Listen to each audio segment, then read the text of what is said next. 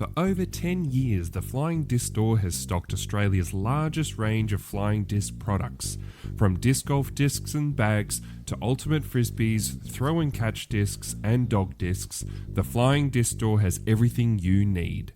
As part of our support of the Tee-Off, the Flying Disc Store would like to provide Tee-Off listeners with 5% off any purchase in the store.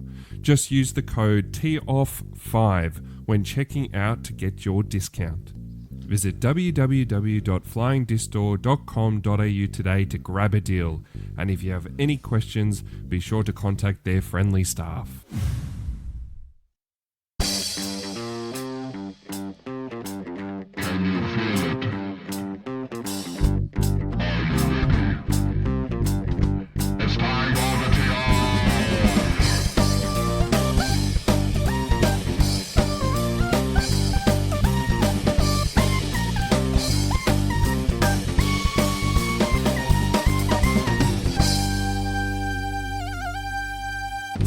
And welcome back to the Tee-Off, an Australian podcast about the awesome sport of disc golf. This is episode 56, and my name is Paddy Robinson. In the booth with me today, I've got Timmy Bowen. How are you, Timmy? Yeah, good. Thanks, Paddy. Great to be here. Good, mate. And then we've actually had an intro sent in.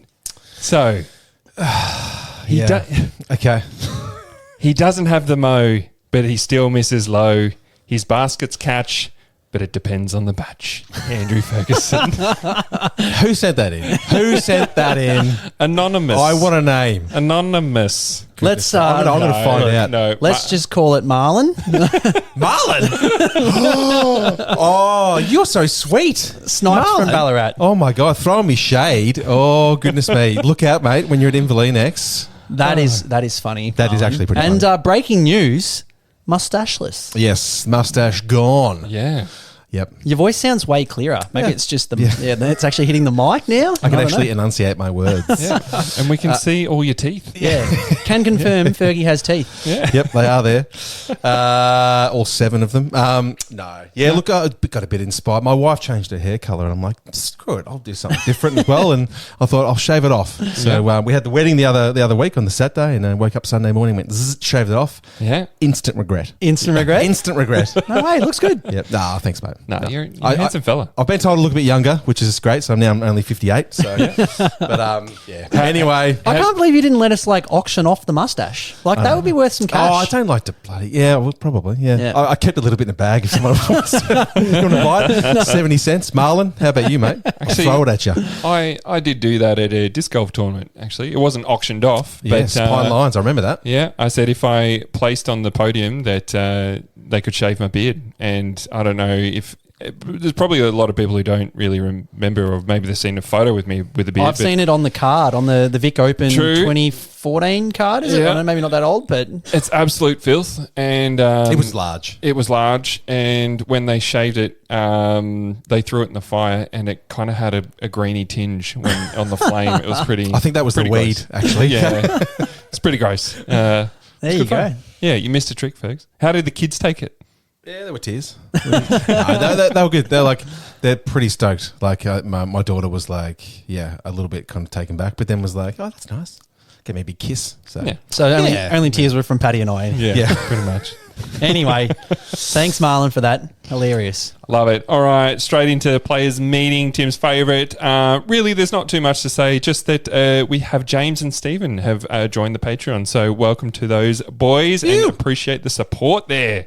Legends. If you want to join, or if you want to, submit anything into the pod, if you jump on to our Instagram account and there's a link to the link tree, it's got all the links there. That would be awesome. We appreciate it. Got to drop us a 5-star review or we won't read it. Yeah, pretty much. Please. All right, straight into some news. What's news round the world, round Australia? What's news? What's happened and who's spoken? The news and tournament recap is brought to you by Disc Golf Warehouse. Use the code TEEOFF at the checkout and snag yourself a cheeky little discount. All right, we kick things off with the 2024 ACT Championships. The Sizzler which was a PDGA B tier and, of course, an ADG major.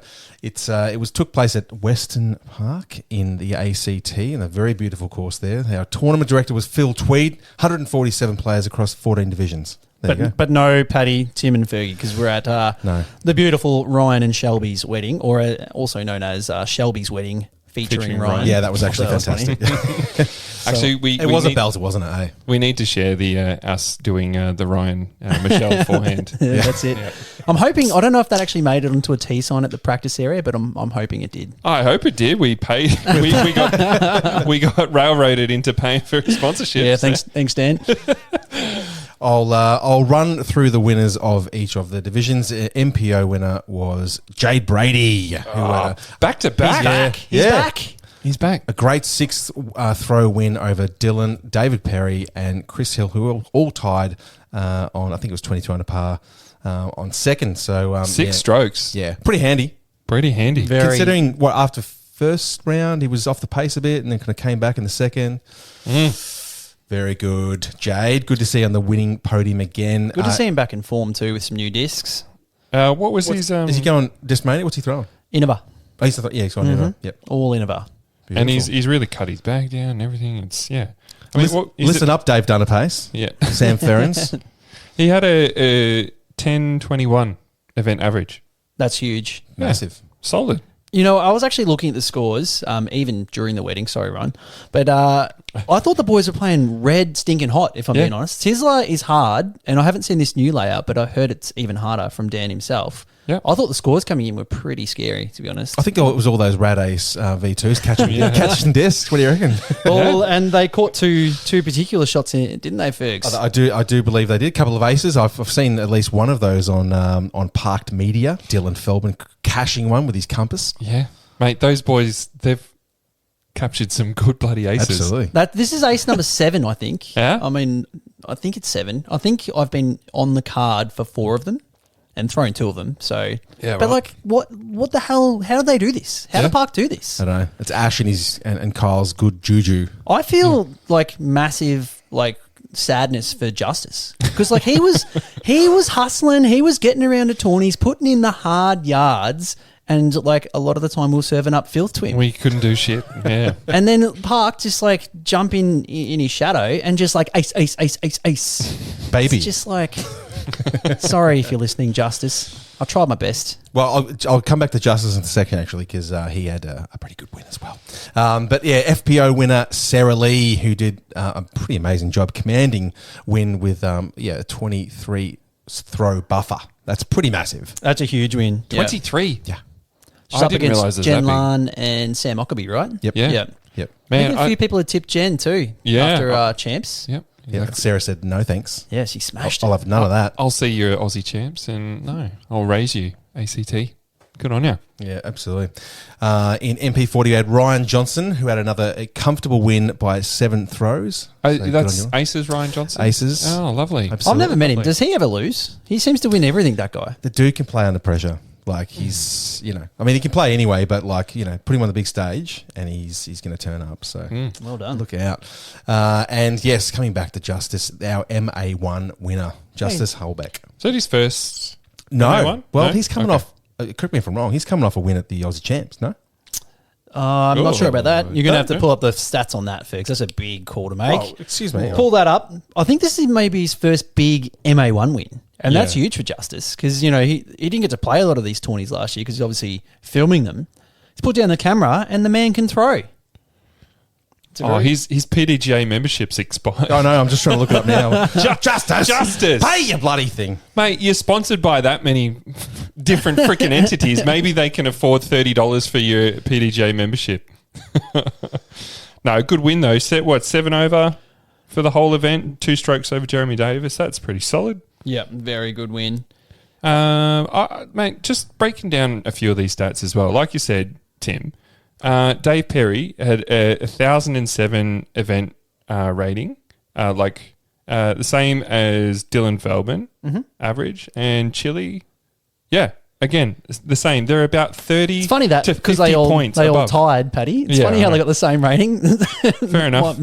But I mean, 1,007, that wins you pretty much every Aussie tournament last year. Yeah. As an average. Austin, 1,004. Huge. Like, And Bainey, what did Austin finish? 5th.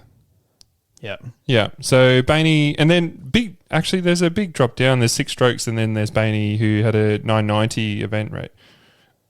Average, not maybe quite the performance we were expecting from him, but still solid. Leith Brodie, Dan Frost, Clayton Beck. There's some names there. Yep, absolutely. Let's keep running through the winners list, Fergs, as you try and find that stat that I don't believe exists. Yeah, I don't think it actually exists. Maybe I got my tabs mixed up, but either way, Justice, coming into some form. No, MA1 was it was a playoff. Yeah, with Alan Brunsting. Hayden Fatini, right? Yeah, sure. yeah. But Sorry, Hayden. He might have played it MA2 maybe. No, that was Saxby. So definitely no Justice. Don't know. No idea what I said there, but anyway, it doesn't matter. Good on you, Justice, for the win. We named one of our episodes after that. Alan. Oh, yeah, true. Origami.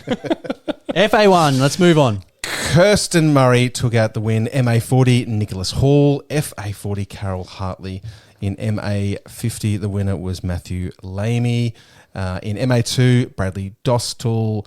FA2, Margaret Trail. MA3, Dean Parrott. MA4 was Bradley Menard.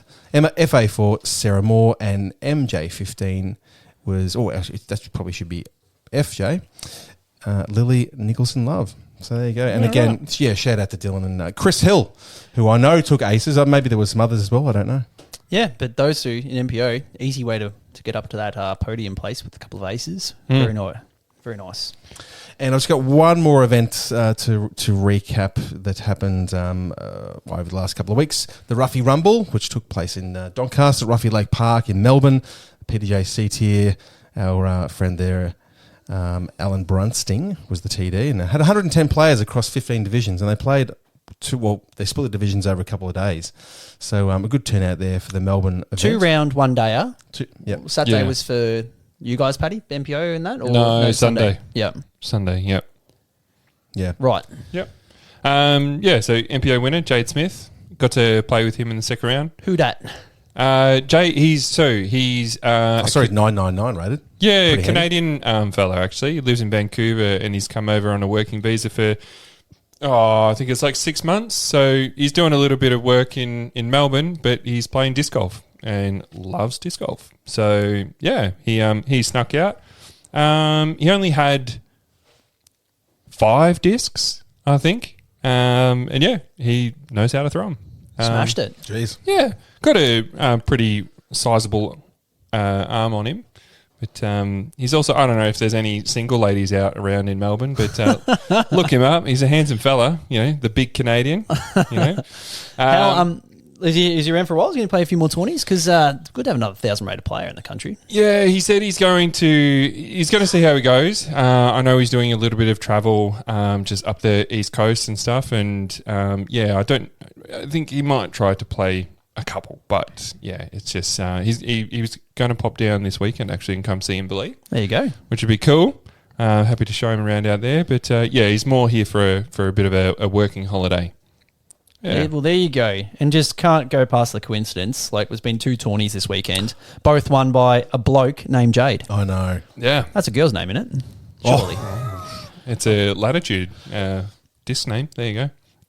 It is. It's a stone. It's rock hard. So I know that much. Rightio.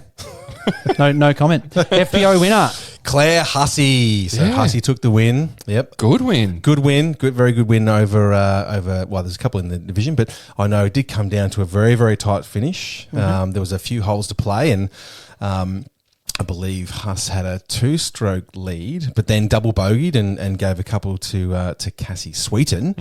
But then finished very strongly in the last 2 holes with birdie. And snatched the win, and amazing. Well, kudos to Huss. Yeah, no, it was awesome win from her. Absolutely, and Huss is doing some pretty good things. I've seen it at the local league smashing out there in Inverleigh, so look out. MP40, we had the winner was Ruben Berg. MA1, Sebastian Williams. FA1 was taken out by Castlemaine's Georgia Carroll. Nice. MA40, Taryn Anderson. Taz, there you go. Good win, mate. I'm sure he had Tool playing in the headphones. He's 40? I know. Jeez. Yeah. Right. Yep. Looks 47. We're all old now. MA50, obviously was the Saturday event. MA50 was taken out by Mike van der Linden. MA2, Don Carter. He snuck up from Ballarat to take that win, I believe. Yes, big up and comer, Don Carter. Absolutely, yeah. Well, he's young, isn't he? How old is he? Very young. Yeah, Yep. he's taken an MA2. That's not Mark's son, is it? Yeah. Yeah, okay. He might be still eligible for the 15 club. I'm not too sure. Yeah, right. But he's a young boy. Yep. Can throw. Can throw. FA2, Tanya Behan. MA3, the best name I think I've seen today, Max Tats. That's got to be a fake one, surely. Surely. Max Tats. I love it. If he doesn't have neck tattoos and like a teardrop under his eye, then for every change the name. For every win, he gets a teardrop. There you go. That's another kill. MA4, Dan Bradshaw. And taking out MJ15, Owen Macy. So Yeah. there you go. Yes. Look, I did get up and play some notables that the Park Boys got out and filmed. If you want to watch that coverage, the final round, if you want to see me absolutely shit the bed on a hole, Oh, which hole? I do. go check it out. Hole 16. Sweet. Yeah, Yep. Paddy makes a 4-putt. I'm surprised I haven't been messaged about it. Yeah. If I had seen it, you would have got a message. So Yeah. thank you for coming clean about that. See, I got one of the filthiest rollaways I think I've had for a while as well. I'm more interested in the 4-putt. Yeah, no, it's good. Trust me, you were in my mind the whole time, Tim. But yes, no, it was a bloody nice day. It was pretty hot for 2 rounds in a day. Playing the old roughie, wind was a bit weird, but playing the full layout at roughie is always fun. A couple new holes that haven't seen before as well. They still have that big par 4 or par 5 downhill to like the island. Is that still there? To the but it's shorter now. It used to be a par 5, but now it's a par 4. Okay. Yeah. Yeah, that hole is cool. That whole area of the course after that hole and the other side of Ruffy, amazing. So much fun. Yeah. Actually, there was a different part of the park that we went to play a hole, and it's even bigger. I did not realise how big Ruffy Lake Park is. Is it after you go across the bridge when you used to play that little funky hole up to like the dirty mound up that right? All the way to the right there. Yeah. Big And out it's there. pretty too. Like, Nice. there's Barbies there and everything. I was like, oh man, why aren't we using this? But anyway, I can tell you right now, they didn't want to. Even when we did the upgrade to the course and stuff, was like the council. This is the footprint you get to use. Now you can use down the hill. That's why they're probably short in the par 5 because there's baskets there now. Yeah. which they would have used for the event. But yeah, anyway, still Yeah. nice park. But no, Alan did a good job. It's good fun. Very nice. Now, we need to move over to the US and have a look at the big one. First stop on the calendar, the Chess.com Invitational presented by Discraft. This went down in Florida on the Dylan Cease and Paul Macbeth acquired property. And boys, this was like the best course that I've actually watched on live coverage, I reckon. Yeah. Like the holes looked mental. Lots of elevation changes. Macbeth, obviously not a fan of like your open style golf courses, and this was the antithesis to that. This was just wooded, technical, hard, but funnily enough, a couple of big throwers got the wins in Anthony Barella Yep. Yeah. and Evelina Salonen in Yeah. FBO. Huge. I did see. So one of the comments from Paul was that you have to be able to have a controlled power, like low ceiling kind of shot. And he said that's reflective in the people like in the top 10 and the people who won, like which speaks volumes to Evelina and Anthony. Like, yeah. Paul Macbeth, he might have a career in course design. Just maybe. Knows a thing or two. He had one average tourney, Paul Macbeth. And yes, he's older than the rest of the field. And yes, he's coming back from an injury. But like, he has one average event and people are like, welcome to your commentary career. Really? Mate. That's gross. Yeah, right. But hopefully he just keeps buying. I think him and Dylan Cease have bought another property that should hopefully be ready for, an Elite Series event next year. And if they're like this one, then more the merrier. That's so good. Yeah. Like, it was so good. And just good to see a course really testing the pros. Like, there were some holes that, some of the pros couldn't reach and were just laying up. I know that Joey Buckets, who Joseph Anderson, who played really quite well. He was laying up on a few of the landing zones. Yeah. And it's good to see that golf can still, get you up the leaderboard. Yeah. He certainly had a good comp. Yeah. So I need to go through the list a little bit more detail because it was the first look we got to see of the pros and how they're going. After a big, long off-season, obviously Anthony Barella had the win. And next on the podium, right behind him was Ricky Wysocki. Only one shot between them in the end. Yeah. I don't know if you guys watched the end of this, but I think AB had a 4-shot lead going into 17. And 17's a pretty gnarly hole, like very, very tricky. Ricky goes OB off the tee, and everyone's like, oh, she's over. You know, he's already OB. AB just has to throw in bounds and par his way to the win.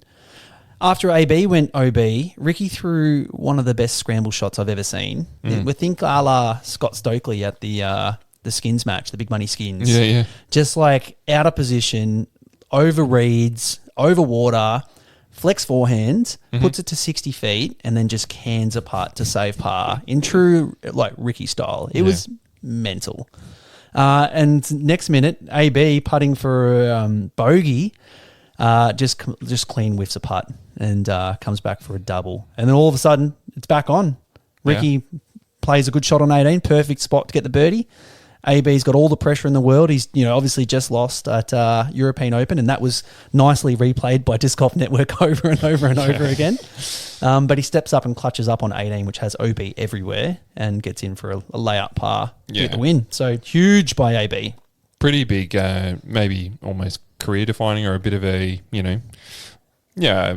pretty momentous to the last few years where he's been right there. Oh, it's huge. I mean, the old monkey in the back kind of thing. He's had that for years, and this is the big win he's got. So it'd be interesting to see what he does now. If he just relaxes the shoulders a bit and settles in and knows how to win, knows how to kind of finish off, even if it was stumbling towards the end. But I mean, he said it all in the speech. He said, I've been waiting my whole life for this. All the losses are worth it. And that's huge for him. It kind of reminds me of when Calvin got the first win of the season like 2-3 years ago. He got his first big win, and he's just looked up. He hasn't looked back since. Yeah. And I just kind of can see that happening with AB. He's got all the tools to really smash this season. But rolling down the list, Aaron Gossage, 3rd place, Gannon Burr, Kyle Klein, Isaac Robertson, Matty O. And then Gavin Rathbun back from injury in 6th place. That's huge. Yeah. He changed sponsorship, didn't he? He is unsponsored. He's unspotted. Yeah, unsponsored. open bag. Yeah, right. So, he'll pick one up surely after a good showing like that. Now, Evelina Salonen, she is one that I think everybody knows her for her notoriously bad putting. She's not only not one of the higher putters on the tour, she is most often bottom of the list in terms of C1X. She seems to have turned that around. Like she'd missed, I think, like a couple, 2 or 3 C1X putts per round. But in general, she was canning the ones that she should can. And I didn't see any of the Evelina or Paddy Robinson sort of 4-putt style stuff. Thanks, Tim. Yeah, cheers. No worries. Yeah, no worries. So she had a good 5-shot win over Ella Hansen, Missy Gannon, Holland Hanley, and Henna Bloomross rounding out the top 5. Did you see who came in at 10th there? 10th, what? Paige Pierce. Yep. She's back. She good. Well, I mean, like, okay, 10th, but she's back. She's playing. Ankle seems to be, able to play. So, I'm excited to see her back on the list and playing. Yeah, I think the consensus for Paige and for Paul was they didn't really look injured. They just didn't really look that good. So maybe it's a little bit of finding your form and getting confidence back. Looking at Paige's stats, she's putting at 82%, 85% and 82%. So the putting's still there. Just really the throwing's been letting her down since she's been back. Watch that. That'll change. Yeah. Halfway, I reckon she'll be in contention for Worlds. I think the other person we were sort of always watching and hoping that she rebounds sooner rather than later was Kat Allen, but she was all the way down in 26th place. Do we know why now, maybe? And we did see a post. I think that came out today. So breaking news, if you haven't seen the socials, Kat Allen and Austin Hannum expecting a bub. Yeah, up the duff. He also played shit. So no, that's not true. I've got to say, did he play? I don't know. No, that's huge news. There you go. So got a bub coming. Was it June or something like that? So very cool. Very cool. I mean, how good for Evelina. I'm just absolutely stoked to see her get a win. Putted at 89%, 64%, and actually her first round was 25%, but she only had 1 out of 4. So she was obviously hitting the bullseye a lot more than not. There was one name that's not in the top 10 or even kind of finished the event, and that's Hayley King. Yeah, you're right. And I don't know the what full was story here. Do you guys know the whole story? Well, look, I do breaking. I'm hearing things. So hang on. Let's just run with what she said. So she said, I'm pulling out due to a groin injury. It started to get a bit worse and I decided to pull the pin rather than risk further injury. Right. See you at the next one. Well, I think it involved a groin, but I'm not hers. That's what I understand, at least. Yeah. So there was... So next minute, there was also a social media post that said, if you are busted taking a whiz or urinating in a neighbour's yard during the tournament, it should be an automatic disqualification, not a warning. And then she did the shrug emoticon, which is just like, that's like F you at the end of an email. All right. Full speculation, boys. What happened? All right. I mean... Can I throw it out first? Go. Ezra Adderhold went for a whiz and she caught sight of the one-eyed monster. And just, There was an anaconda loose in Florida. yeah. Can we cut this? Gross. No, but that's just weird. It's a weird thing to put on social media. That's shocking. Oh, mate. It's Anyway. disc golf, man. Unless there's a porta potty on every hole, like someone's going to have a wee in the woods. One thing I would Get say, over Hayley, is don't ever have kids because they will wee anywhere. They love a bush wee. Yeah. Not such a big deal. Absolutely precious. But I feel Maybe. like to post that something more happened. Must have. Surely. Yeah, surely there's And just like fire where there's smoke. maybe a little bit of etiquette here. If someone's off taking a whiz, don't stare at them. Let them do their business, Hayley. Just let it go. It'll stare back at you. That's it. Anyway, moving on. I just want to point out, so Evelina Salonen averaged 10-12 for this tourney. 10-12. Huge. Massive. If you think about the other FPO player who's only, the only other person that's in sight of averaging that for a tourney, KT, she's only averaged over 10-10 once in her career Really? for a tourney. Oh, that's a good stat, Tim. Good stat. Look at you. Pulled that out of me backside. Yeah. No, but that's huge. I think very, very good signs for Evelina, and can't wait to see KT come and play so that we can see, whether Evelina can really, really, stick it to her. Yeah. Because we need someone to take down KT. She's winning too much. No one likes that. No, I love it. Let's shoot all the way, baby. What's the bet? What's the bet next week? We're talking about Evelina taking 7-7 putts. No, it's not true. Nah, she's ironed that out by the looks of things. But other notables from chess.com was Magnus Carlsen was there, Fergs. I know. Yes. Yes. I might have had the scoop there, led with that last pod, and he was there. That's awesome. Love to see it. I got to admit, didn't know who he was. Had to Google it. But no joke, I've been watching so much chess in the last week. Hey. Yeah, right. So I don't know, this It's working. The sponsorship's working. this $1,000 sponsorship that chess.com invested in the comp has paid dividends because their numbers have gone up huge because I've just been smashing chess. Yeah. Mate, he's actually pretty good at chess, I found out, Magnus Well, Carlsen. I'm not a How huge... do He's you- not bad. Like, so you obviously you beat another player in chess, but is it timed? Like, how do you because I've seen the comments, like arguably the best, the greatest of all time chess player, but Fast. is it far? Like, it's Well, a you've got the speed timer thing. I mean, I'm not a huge Yeah. chess aficionado, but you've got a timer. So you're on the clock. If you're thinking about a move, you're on the clock. And Yeah, then once yeah. you've made the move, you click it, you're done. Okay. We're not here to talk about chess. There's all different. No, I there's, just there's like, all how different do you types. get to be the Oh, yeah, greatest? yeah, so- Okay. So there's all different types. There's blitz, where people have very, very short time to make decisions. Okay. And then there's obviously more traditional rounds where they go on for a couple of hours and lots of time to think and take your Right. time with every move. But he's just very good. He's very unique in the way he plays. He's a five-time. You're spot on. And there's all sorts of ratings. Like everyone's rated like a PDGA rating. Okay. And he's by far the best. Right. Okay. There you go. You know what else I saw today? I can't think of his name, but the CEO of chess.com was at the event as well. Yeah. And pretty handy with the disc golf disc. Yeah, they're big disc golf fans. Yep. Yeah, I think two of them own it, and they're both big disc golf dudes. He had a pretty funky style. I'll give him that. He had a bit of a funny wind up and stuff, Mate. but that thing came out pure. Yeah. That looked like he'd started back in the 70s. Oh, yeah. Like Yeah, yeah. 70s, 80s. That was was the full. style. Like, yeah. Yeah. It was good. Very cool. Yeah. Oh, well, hopefully they sponsor a bit more. Any other notables from chess.com, boys? No, just the course. I love the course. I think it was really cool. Yeah. I mean, it's just topography and flora that we just don't get in Australia. It's just thick off the fairways. In the rough, it's just crazy cliff things where you've got they had hazard lines or OB lines, whatever. No, hazard lines. So you had to putt from behind the cliff face. Or not putt, but I throw think it up. was like casual relief. Like Casual that was relief, sick. yes, right? I was thinking like any other comp would have just made that OB and the person would have gone to a drop zone at the top of the cliff mouth. But just watching them like have to throw an overhand or like some weird like patent pending backhand stalling over the cliff, it was just awesome. I Yeah. love that stuff. Really I cool. love just the random unique positions that you can get into in disc golf. Yeah. You see stuff like what Ricky threw on hole 17. Yeah. Amazing. Yeah, and I do love seeing tournaments where the winning score after 3 rounds is only 18 down. Yeah, that's it. It's really Yeah. really tough golf. And I think the hot rounds in either division, 8 down. Yeah. I think shout out to Aaron Gossage and Evelina. Yeah. I did see as well, Ben Calloway, Discraft's very own, he threw, I think it was just in practice and stuff like that, he threw a putter on 18. Putter. Yep. For a birdie.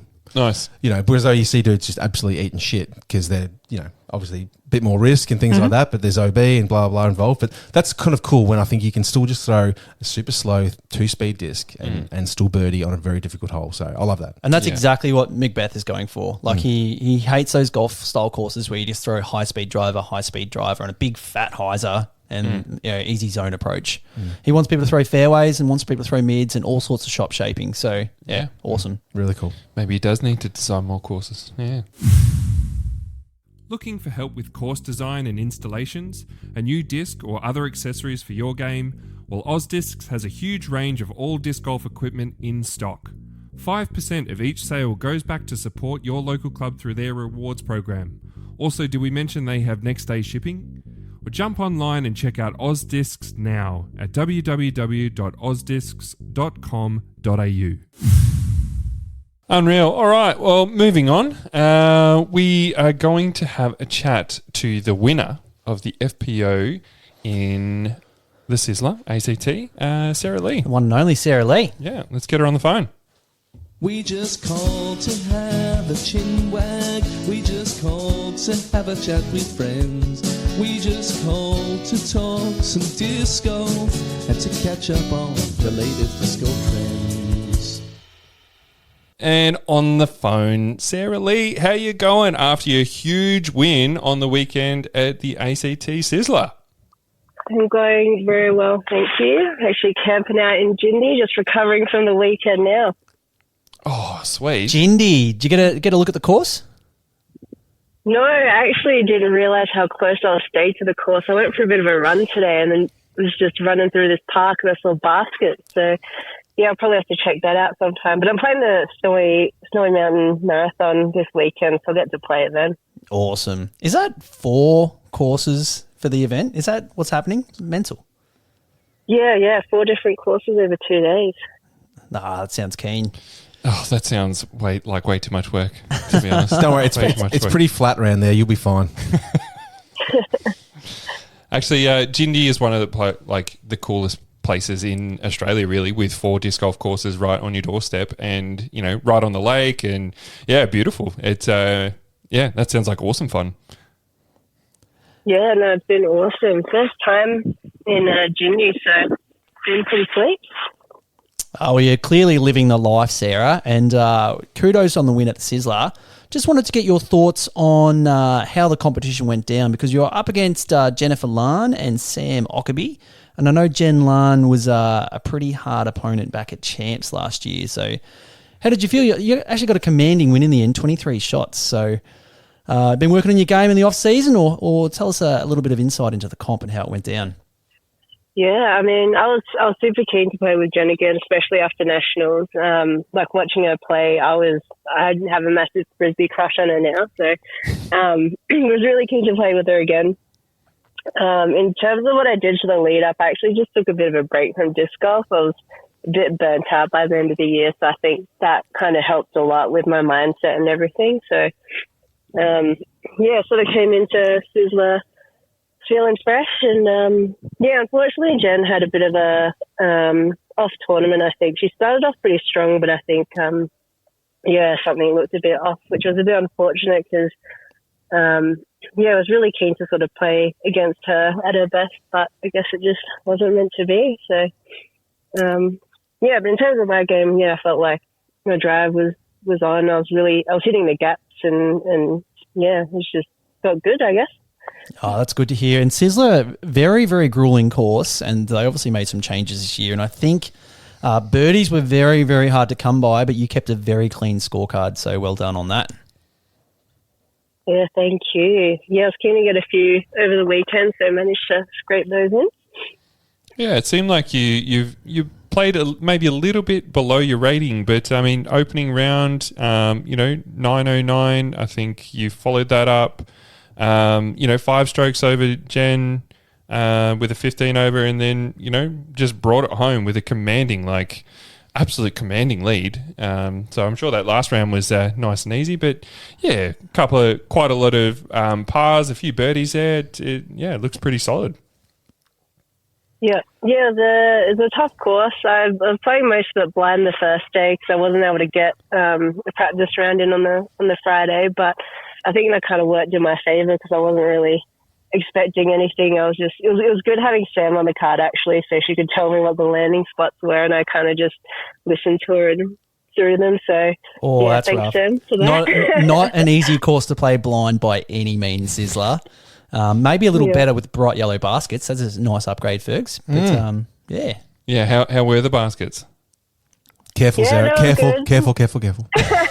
Oh, she was. I think because of the new chains are a little bit slippery. There are a few baskets where I think everyone on the card got a few little chain outs. But recall. Give it some time. Bring him back, Fergs. They're bloody galvanised, Sarah. Once they get beaten in. I'll beat him in with your head in a minute, Sarah. No, that's good. I'm glad. At least they're easier to see, so we can start there. Sarah, I know it's good to hear that you had some time off. Did you have a chance to kind of shuffle the bag around in the break and kind of start the year off with some new discs, or how's the bag looking? Still throwing basically the same discs because that took such a long time off. It was a couple of months really. I kind of forgot I had some just in there, so kind of pulled them out second and third round, forgetting I had them in round one. So yeah, not much change really. Oh, it's good. Well, it's worked. How good is it having a nice big break from disc golf and coming back feeling fresh? Have you got a lot of things on the calendar for this year? Have you got big plans for disc golf? Or is that annoying? That annoying second sport of ultimate sort of still getting in the way? Yeah, it is actually. So I've actually made the Australian team for the Asia Oceanic Beach Ultimate Champs this year. So I'll be. Well, all four of you. Yeah. I kind of want to say congratulations, but I mean, I'm not going to hide behind the fact that ultimate is just disc golf's ugly cousin. Yeah. I tell you what, I want you to play disc golf, Sarah. Beach ultimate sounds good. I'll still be playing disc golf. So I've actually quit my job about 3 weeks ago just to take the year off to travel and I guess play some disc golf, play some ultimate, and travel Australia and the world, and Jeez, that's unreal. Highs of flights paying well. That's on you, Hayden. That's where all Tim's contract money went. She's living the disc golf dream. It's no job. Get in a van, get around, and just smash some chains. Yeah, and sometimes play the occasional pickup ultimate game for the country, mind you. What whereabouts overseas is there any disc golf on the cards in that respect? So I'll be starting off in Asia because that's where the ultimate tournament will be. But then after that, heading to Europe, so play a couple of comps there. Try to get into the European Open. So that's kind of the main event I'm trying to play. Awesome.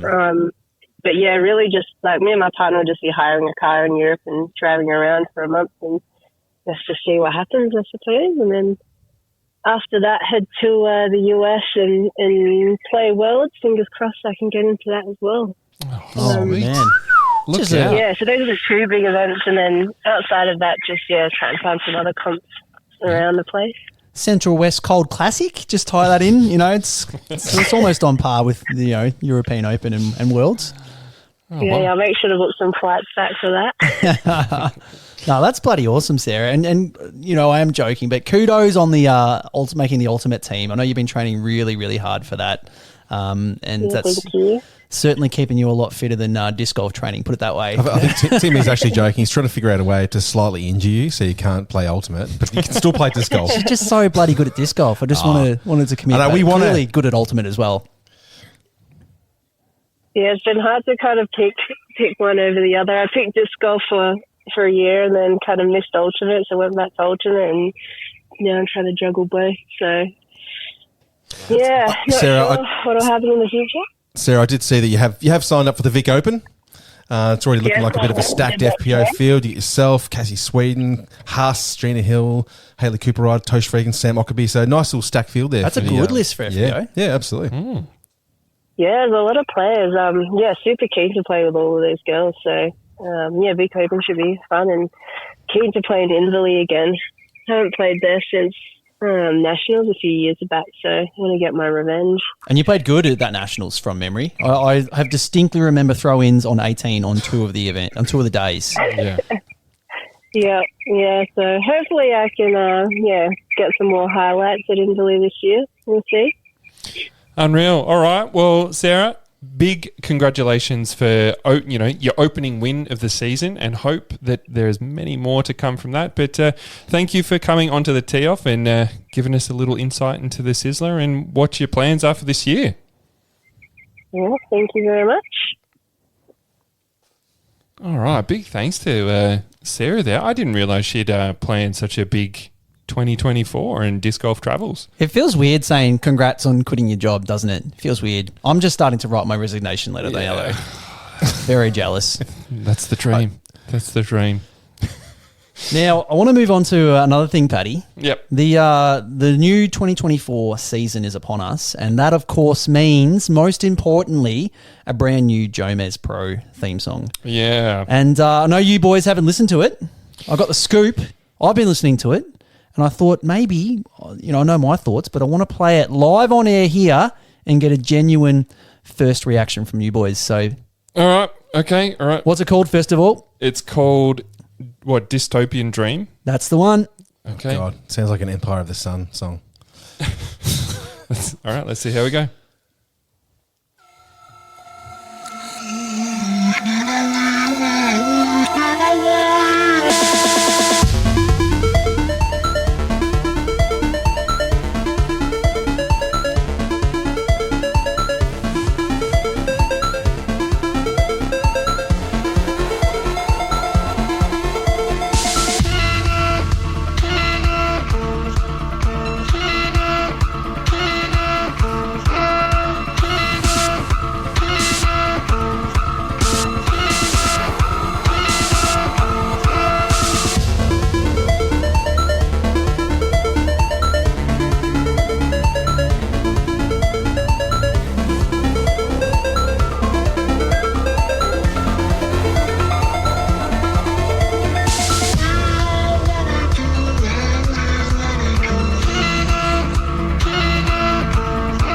And I think you can cut it about there because it doesn't change much after that. But all right. What do we think? Oh, dear me.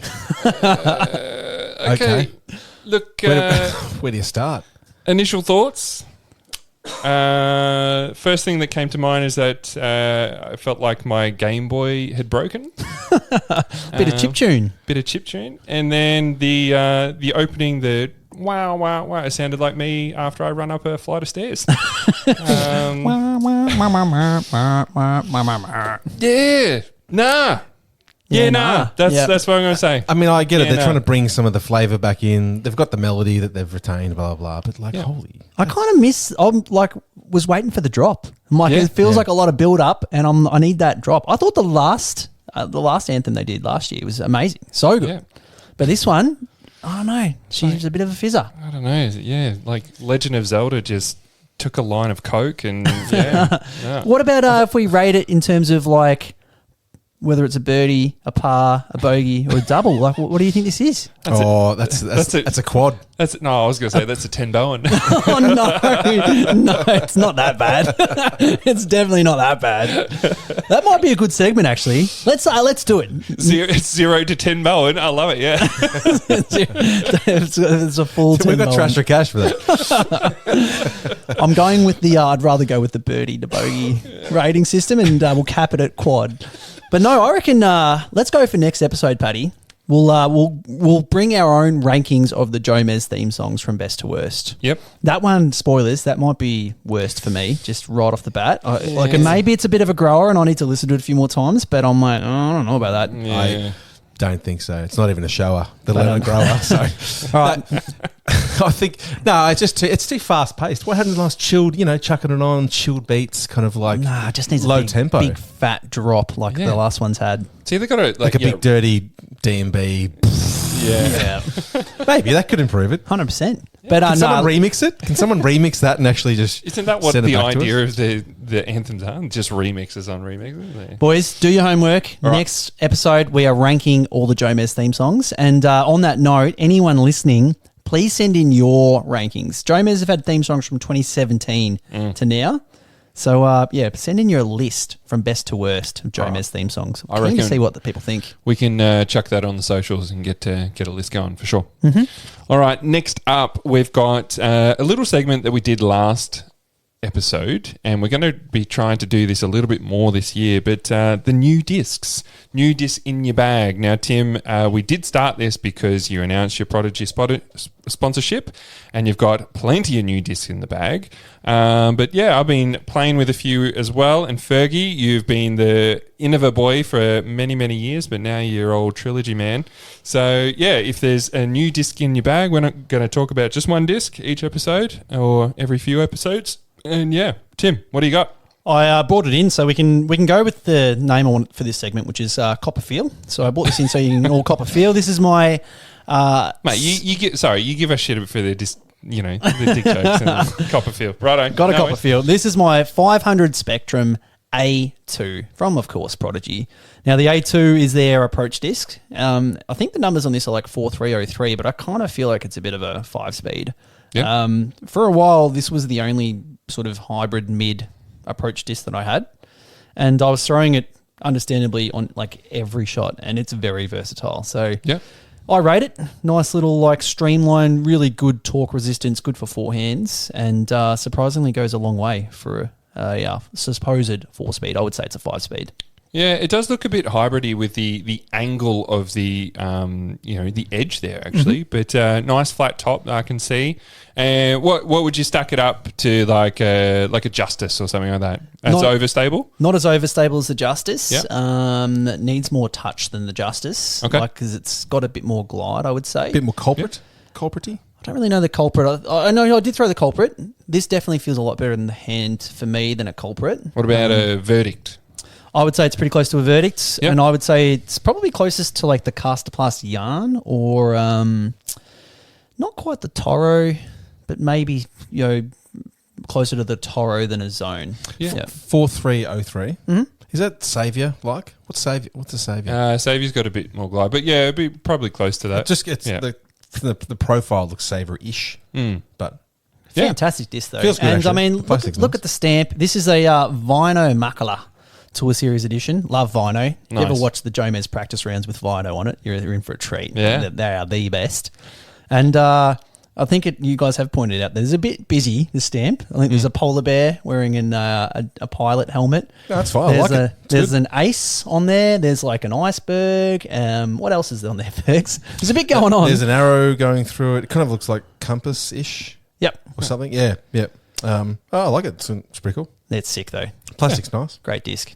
Nice one. All right. Well, mine is a new but a very old disc that I've been playing around with a little bit again.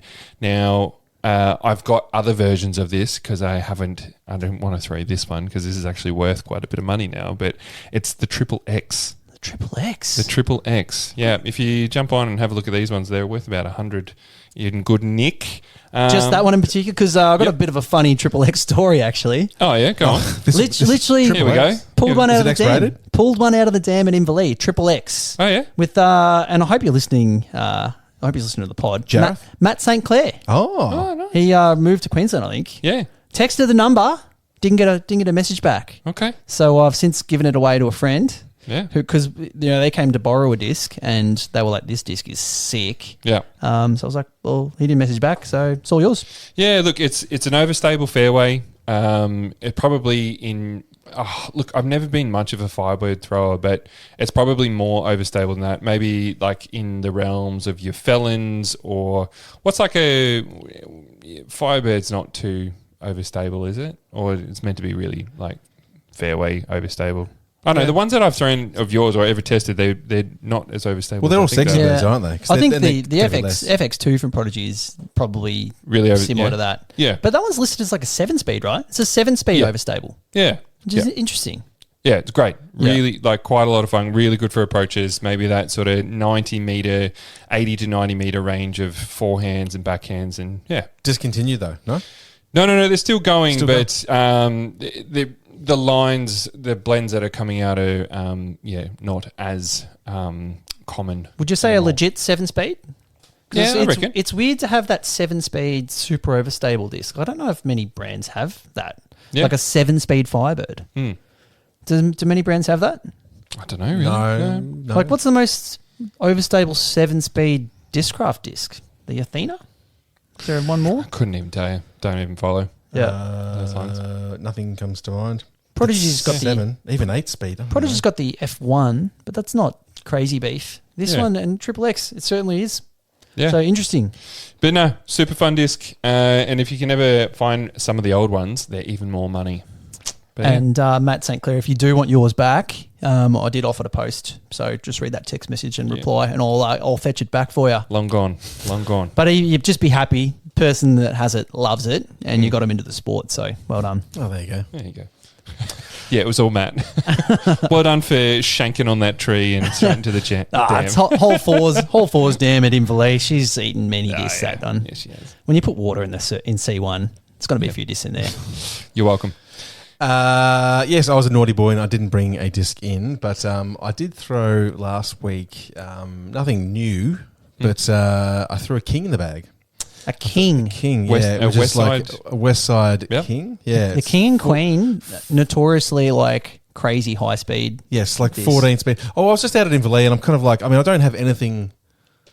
What have I got? Like a Rive. So that's 13 speed, but I don't really use it too much. I'm always just Graces, 11s, maybe a 12 speeds in there. I'm like, I just want something I can just absolutely mash on with a tailwind. Whole 7 disc, basically. Yeah, You want a whole 7 disc. Exactly. So this thing, I think it's a 14 neg 5. No, sorry, no, that's no. What's the? Is it neg 3? I can't remember. Anyway, it is that. Like, It's wouldn't super throw it high too- speed, Yeah. super flippy, Yeah. super unpredictable. It's like I feel like Yeah. 14 speeds are just for like your wild cards. Yeah. We all know that player in the club that's the That's wild perfect. card. It's 14.5, 25. negative 1.5, 3. 0.5. Yeah. Negative 1.53. Yeah. Yeah. Yeah. Anyway, it's not too bad. Like, I mean, out of the box, it's kind of like not flipping too hard, but Would you say it's a negative 1.5 or is it more a negative 1.25? yeah, I actually don't get that. Just make a call on one of those numbers. And just stick with 100%. it. Yeah. Who are they getting that throws a 14 speed swing to test that? Yeah. They get double G and just, can Yeah. you just test this? We need to know we're throwing at 14 speed, whether it's a minus 1.5 or a minus 1. Just he comes out after eating a mouthful of jerky. And there you go. It's about a 1.5. It does go the clappers, and I'm having a little bit of fun with it. So, and I did get it in the VIP Orbit. Oh yeah, plastic, nice. so that looks really nice. I think It's like I saw them. translucent purple, and then the outside's kind of this. Still got Yeah. the cool West White, Side stamp though, the king sitting on his Yeah. throne. Yeah. Yeah, well, it's actually it's a different stamp. It's like a they do it with the Queen as well with the Orbit ones. I can't remember, but anyway, it's a little bit different. It's cool. Yeah, really right. cool. I mean, West Side stamps, they're all good. Yeah, West Side, best stamps in the game. Yeah, nice one. All right. Well, yeah, if you're playing with a new disc that you want to tell us about, send it in.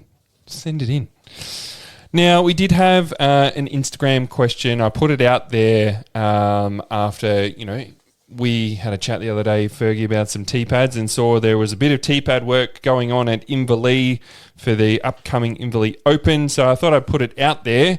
What makes the perfect T-pad? What do we think? So I thought I'd put it out to you boys first, and then we'd hear some of the thoughts on the old IG. What do you reckon? Sure. What makes perfect T-pad in my... Well, I actually replied to the Insta story. That was a good. You did? Well, I'm happy to read yours out later, if you Please. like. Yeah, all right. Fergie? I think just having a T-pad's good for starters. But no, look, I mean, sure, something that's flush with the ground, long enough, width is not, overly, too concerned about, as long as it's not like, 30 centimetres. But yeah, just... if you can get creative with some T-pads, I do like that. You do see some that are round or they're kind of angled slightly, like, was it trapezoidy kind of shape or whatever. That's kind of cool. I almost feel like trapezoid would be the ideal T-pad shape. Yeah. Because no one's running up on the straight line. No. And yeah. Look, let's just run with what I sent in. I said... Oh, okay. I haven't seen it. You've written in the notes, Paddy, pointing in the right direction. I said pointing in the right effing direction. Yes. Right. Because I hate a T-pad that's pointing the wrong way. And love Ballarat, love the course. Some of the T-pads, Fergs, mate, Hey, they're shockers. I project managed it, but don't blame me. I'm blaming the contractors. They're shockers. They're shockers. And because they're rectangular, I'm sort of working out my angle of run up on this rectangular pad. And the pad straightens you up somewhat. And call me crazy, but it does. So pointing in the right direction. And trapezoid might be good because then you can run off the side and you kind of still start on the pad a little bit. Yeah. Ballarat's not that bad. In Ballarat's defense, there's a couple of shockers. They're tilted slightly, but it's not like... Is it putting you off your game that much? Hole 6. Go have a good look at hole 6. The starting hole for Vic Open last year. Oh, yeah. There's that trench on the left. Yeah. T-pad's pointing straight at the trench. Straight at the trench. A little bit off. Yeah. It's 45 degrees off, Fergs. I'll give the whip to the contractors next time. Please. Hole 18's no good either, if you're wondering. Or regular 18. Really? Yeah. Ah. That's pretty straight on. It's aiming about the fourth tree on the right-hand side. Oh, Jesus Christ, Tim. Mate, That's just because that's the one you hit every time, isn't it? No, because I know pointing at that one. So I run from back right to top left of that pad, and I do pretty well in 18, if you're wondering. What material? Look, you can't go past concrete, I think, as long as it's nicely kind of textured, so there's lots of grip and stuff like that. Having said that, I was actually quite interested. There was the Inverleigh Bakehouse, there. There's a car park which has just been, because it's been dirt for a while, they've put in a car park. Oh, yeah, I've seen what they've done, yeah. And I jumped out of the car, I'm like, oh, this is all right. And it's basically like this plastic, very hard, durable plastic with holes that are maybe 5 centimetres across, like a grid. Okay. And inside those are like a thick, maybe a 1 centimetre kind of bluestone, chip kind of thing. Spit this out, because this is turning into chain density and come on, galvanized. Anyway, and they've also got these little white kind of things that kind of slot into that shape, so you can kind of actually create lines. Anyway, it's really quite grippy. Right. So, yeah, it's cool. And for someone who's always speaking to councils who don't want to put in pads or they don't want to do this and that, that's kind of not a bad solution to maybe kind of having something that's, can drain well, but, maybe a little bit less impactful than concrete. So, yeah. Okay. That's cool. It's funny. I love concrete. That would be my preferred option, but kind of not for my casual course. So I know Barwon Valley, I just wear through shoes like crazy. If you've got that casual course that you're hitting, once a week or multiple times a week, and it's concrete, it's going to blow through your shoes. Ever since I started playing Inverleigh, my shoes last forever now. It's because of the AstroTurf. And I don't mind AstroTurf. I think the issue with AstroTurf is that you kind of need to make sure whatever you've got underneath it is long lasting. Otherwise, it goes lumpy and it's not flat. It's always going to do that. Yeah, especially when people are just impacting the same foot when they're driving. Yeah, that's going to get worn and stuff. So you've got to take them up, relay, road base, compact. Stick it down again. Got to admit though, we put the gold pads in 4 years ago. Yeah, at least 3. Yeah, end of 2020. They're still doing pretty well. Yeah. It's pretty good. But just while we're on Inverleigh, Inverleigh Club, if you're listening, the what you've done for the red pads, the old bath mats as I call them, just a 30 centimetre long square or Mate, rectangular of you take Astro. You take free T-pads whenever you can get it. I flip them over. It's a work. It's a work in progress. Yeah, I do. Yeah. If someone wants to kind of volunteer and put in time to help out, or God forbid, get some money to put into some AstroTurf and stuff, then great. But until then, enjoy your bath mats. At least they're pointing in the right direction. Put it that way.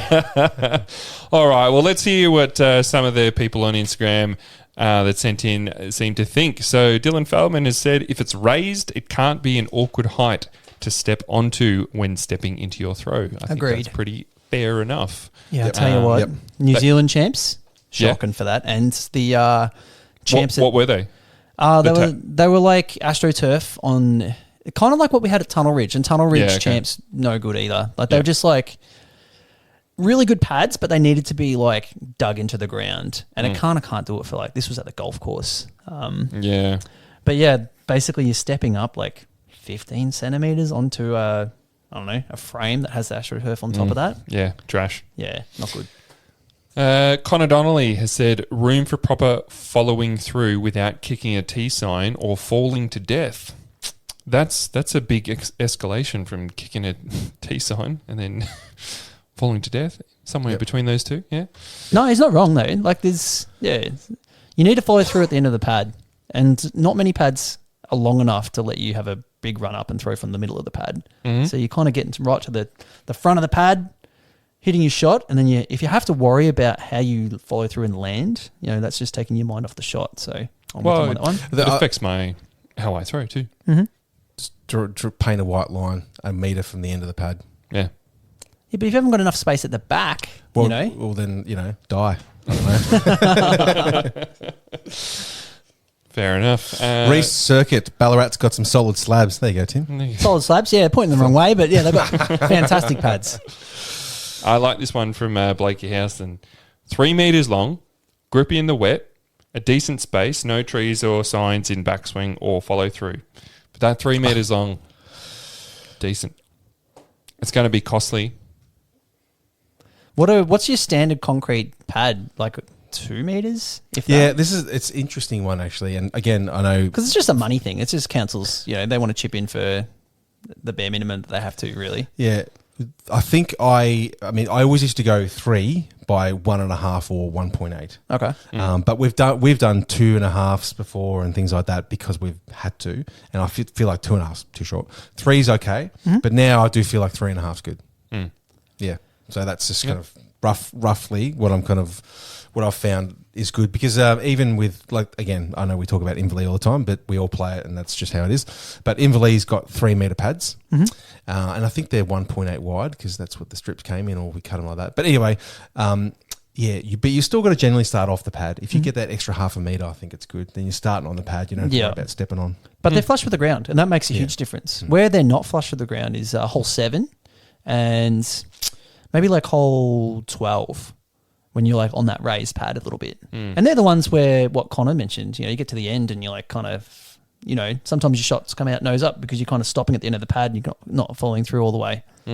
So yeah, flush with the ground would be ideal because then it doesn't matter how long they are. Yep. Rob, circle tee pad. Yeah. They look cool. I've seen a few in the States and stuff. Yeah, I played on some. They're fun.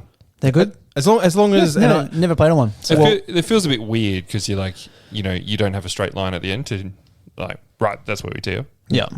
But as long as the inner dimensions are whatever 1.5 by 3, like so as long as you never have to worry about if they're pointing the right direction. No, 100%. Yep. I've seen them on Instagram and stuff, and my brain doesn't like them because I don't know. As you said, there's no like direction from them. But yeah, I think trapezoid's a happy medium. Let's go with the old trapezoid pads from here on out, Fergs. Yep. Please. Sounds good.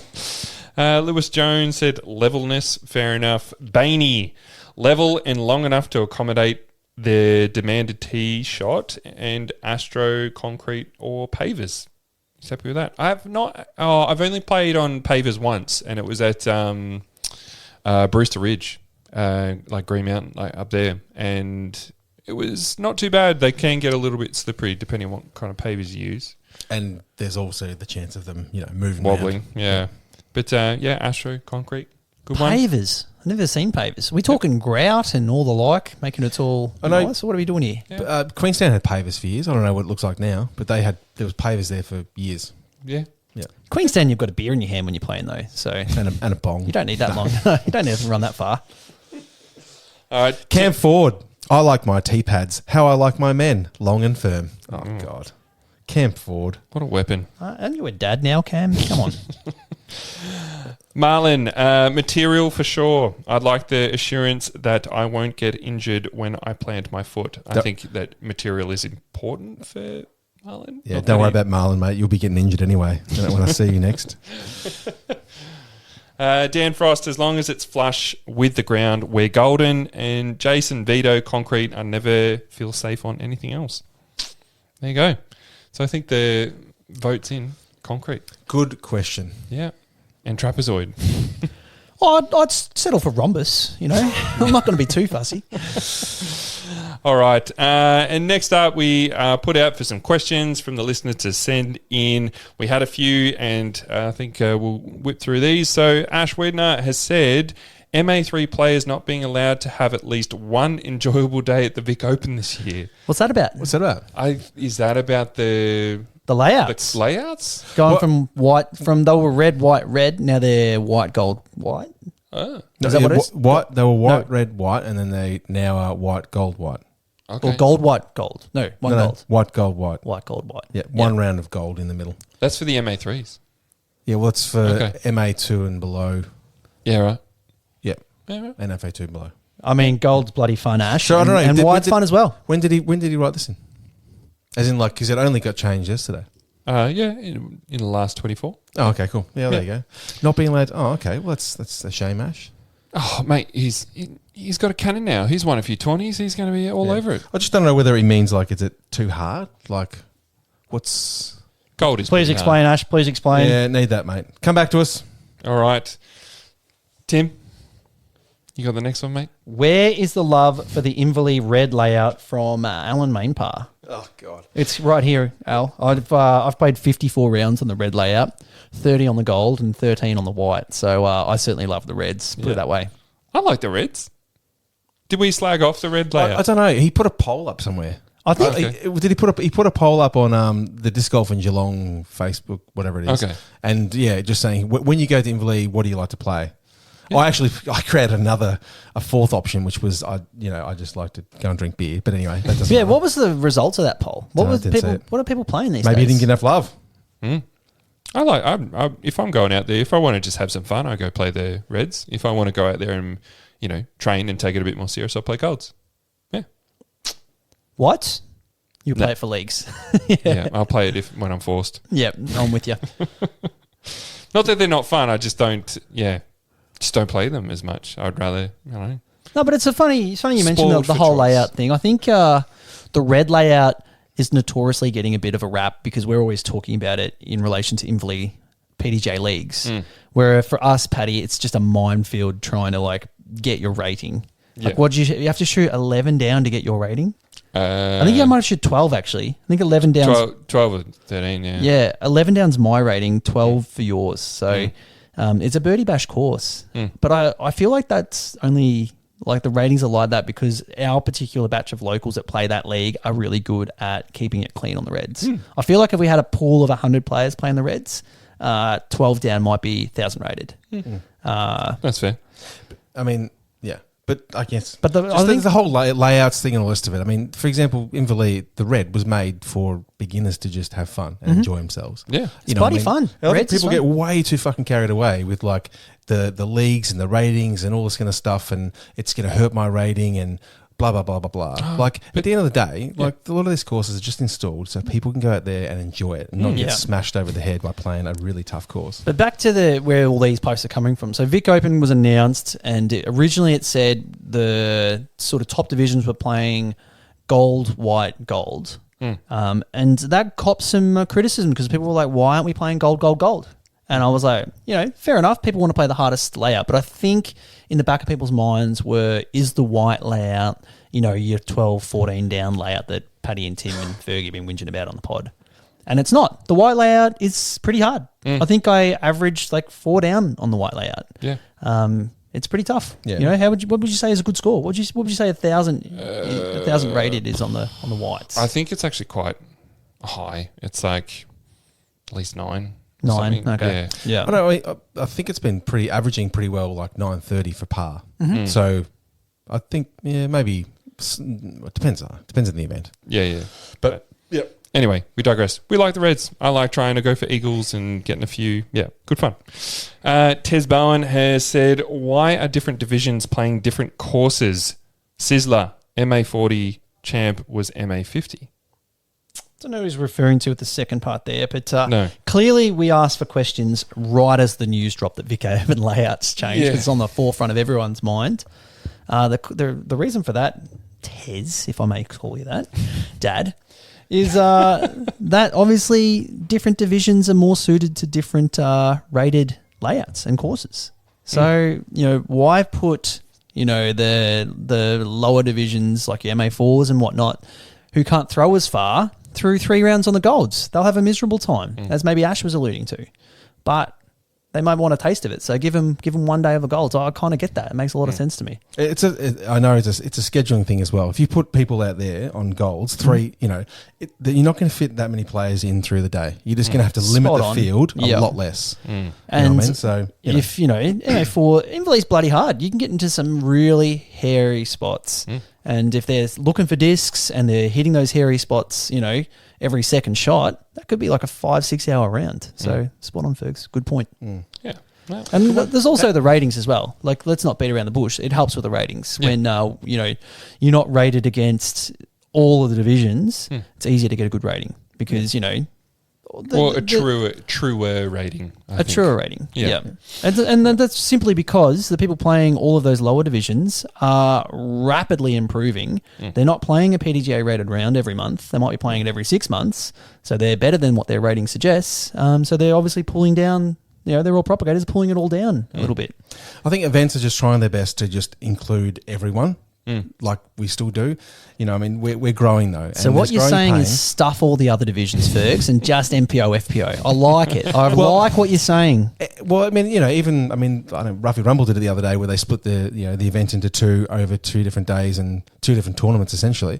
And look, we're growing and we're trying to accommodate for more people on but at the end of the day, just rock up, pay your rego fee, play disc golf, eat some food, drink some beer, and piss off. Just I think people are just losing a little bit of perspective. And I don't know, maybe just thinking that they're playing, a little bit more above than what their skill level is. And if you want to play the gold, go on rego in open. That's as simple as that. Well, if you really want to do it, go and do it. Pay more money, cash it up, give it to the bloody people who are going to win, and that's fine. You know what I mean? At the end of the day, That's probably the only point I would make is that it does incentivize. It's an incentive to actually step up and progress through. Yeah, which is cool. Well, it's either that or you can just go and join a committee and actually make a call in all of this instead of just being a keyboard warrior and jumping on and having your say that way. You know what I mean? So. All right, fair enough. Good questions. Pull your head Appreciate in. them, boys. Pull your head in. Australia. All right, well, that brings us to the end of episode 56. Thank you, Timmy. Thank you, Fergie. Please make sure to follow us on Facebook and Instagram. Send in any questions or topics you'd like us to discuss. Until next time, we hope you get out and play some disc golf with your mates. So that's the end of the episode. Thanks for listening. I don't know why you're still here. We have to go see our families. Seriously, just go play disc golf.